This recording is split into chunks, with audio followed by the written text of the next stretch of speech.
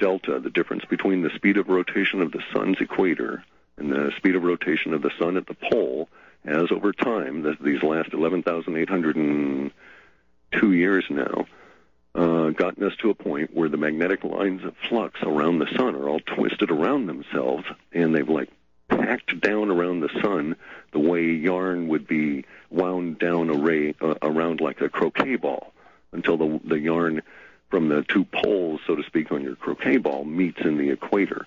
And that, we think, is basically what's occurring. And at some point that's going to break, probably produce a giant bulge of magnetic release, which may flip our internal magnetically sensitive plasma core within the planet Earth, and thus trigger a magnetic flip, and then, north to south poles actually flip. I want to pick up on that. We come back from the break, because I do want to talk about the flip and coastal shrinkage. Stay tuned, everybody. More with Cliff after a word from these sponsors. Joining us tonight on the Common Sense Show is Cliff from the Webbot. And Cliff is, we went to the break, and we're also joined by Annie. I wanted to mention that you were talking about a flip, and you're talking about a complete pole shift of a magnetic shift going from north to south. What kind of rotation shift will we get? Will it be 1%, 3%, 4%? The historical mean appears to be about 30% in a shift of the continents. The issue is the following. It's really curious, for instance, that everybody thinks we live on a sphere, and we don't really. It's what's called an oblate spheroid, and so we're fatter. The Earth is fatter at the middle than it is at the poles. So if you were to take the diameter of the Earth at the poles, you get a difference versus the equator. You get a total difference of almost 26 miles, which, of course, since we're in a 26,000-year, the number 26 just keeps coming up and up. Precession cycle distance from the galactic equator is 26,000 light years, and so on. Nonetheless, there's this 26-mile bulge around our equator, 13 miles on each side, and so that bulge prevents the continents from shifting around. It's kind of like the key to the whole system, because it locks the water mass and the centrifugal force and all these other forces together. If the magnetic shift occurs the way that it has potential to, what happens is that the poles in the plasma reverse, and as they reverse, they generate a lot of friction, and to a certain extent, it kind of like pressurizes the internal part of the Earth a bit, and the plates, if you will, it'd be kind of like a crust on a balloon, and you just give a little bit more pressure on the balloon, and the crust starts to separate on its natural fracture lines. At that point, the potential exists for the bulge on the Earth to go away as the plasma within the center of the Earth flips. When that occurs, the crust can shift. But the bulge only goes away for a brief period of time. For that brief period of time, when the rotation slows enough that the centrifugal force is parted, but it is still maintained in the law of angular momentum conservation.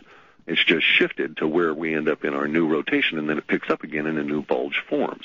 In the past, if you'll consult writers such as Hapgood or Hancock or any of the others who have messed about with this stuff, they seem to agree that we travel about 2,000 to 3,000 kilometers in our rotation on the surface of the Earth relative to the shift itself. So, for instance, if we were going to go north, where I'm at may shift 2,000 miles to the north and end up on the other side of the Arctic Circle, where Siberia is at the moment. Does that sort of make sense? Yes. Okay, so... Do you see this as a 2012 scenario? Certainly. Okay. The reason I say that is because of Maurice Cottrell, is this very interesting researcher who discovered all these kinds of hidden references inside the Mayan glyphs. I mean, thousands of repetitious, very unique numbers. These numbers exist in nature at the level of, say, the frequency vibration of hydrogen, which is a known universal standard. And so if you find a space alien and you need to communicate, you can always start with the frequency vibration of hydrogen, because hydrogen vibrates at the same frequency whether they're in their home planet or ours. It's a starting off point. And these numbers are hidden within the Mayan sculptures and glyphs. They're not really all that hidden, but they are obscured because they really wanted to pass on information, and they wanted to do it in such a way that it wasn't out and about and didn't cause a different view of the information to arise. It would be very easy to take this information and not look at it the correct way.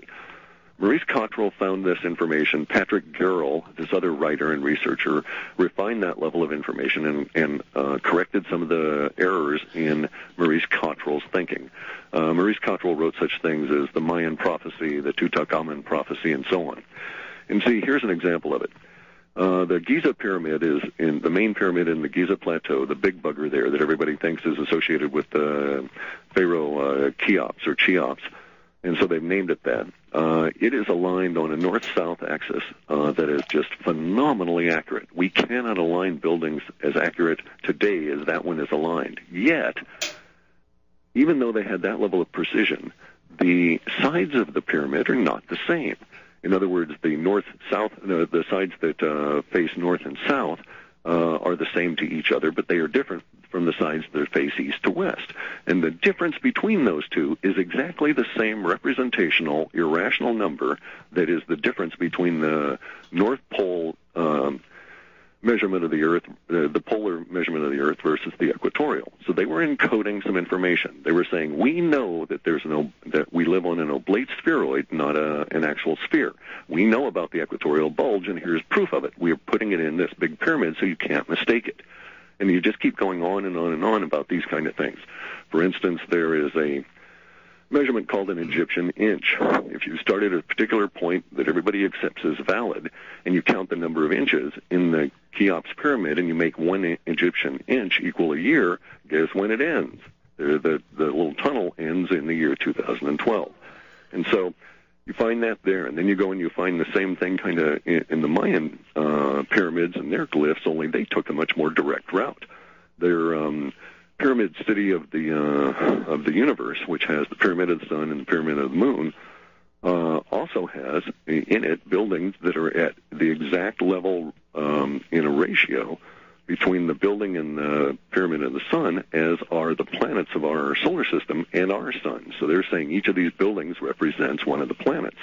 And you start looking at all these kinds of numbers, and you see that they knew about this delta of difference between the rotation of the equator of the sun and the sun's poles. We're going to have to hold it right there, Cliff, as we go to the break. When we come Sure. back, I want to talk about what this means for us here on planet Earth. Stay tuned, everybody. More with Cliff on the other side.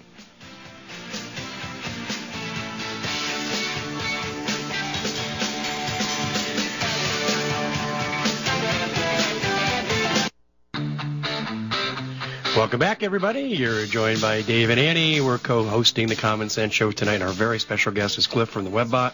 And Cliff, as we went to the break, we were going to talk about what this is going to mean for all of us with regard to this magnetic shift that's coming in 2012.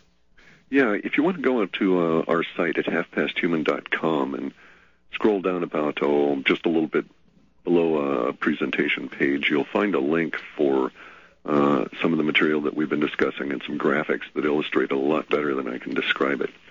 But basically for the United States or North America, there's sort of two possibilities. There appears to be, and we've looked at this, I've gone through and I've looked at the information from previous pole shifts as it's able to be found, and there's actually tons of it out there, regardless of when you assign these pole shifts. If you just take the time factor out of it and look at the number of times that it's occurred, you see that there's certain clustering that occurs as the magnetic pole and the geographic pole merge and then separate later after the shift.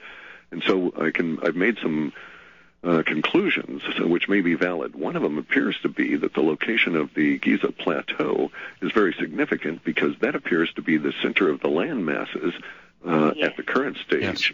And it has also apparently been the point of rotation around which the planet has shifted these last three rotational periods. So since we still have these land masses, if Australia disappeared or Asia suddenly grew a new arm out into the Pacific or something, it would alter the balance of where the centrifugal force is going to tug and so on. But at the moment, it appears that if we get the equatorial bulge to release and we become a sphere again, which is the point at which we can slip around, then we'll slip around the equatorial, or the Giza Plateau is our point of rotation. The last 2 times we've done that, we've rotated in a particular direction, so to speak, but the time before that we rotated the exact opposite. So if we just were to assume we would continue in that same level of rotation, then it would have Canada moving down towards where Mexico is now, if we were to continue the same kind of direction as before. But that would be 3 times rotating in the same direction. What period of time would this happen over when Canada shifts to Mexico? Maybe as little as 40 or 50 hours.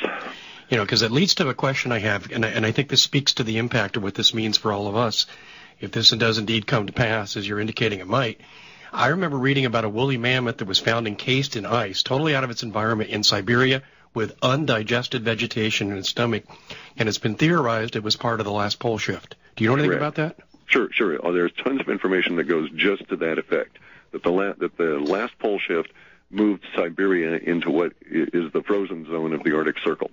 Everybody has to understand that the reason that the poles are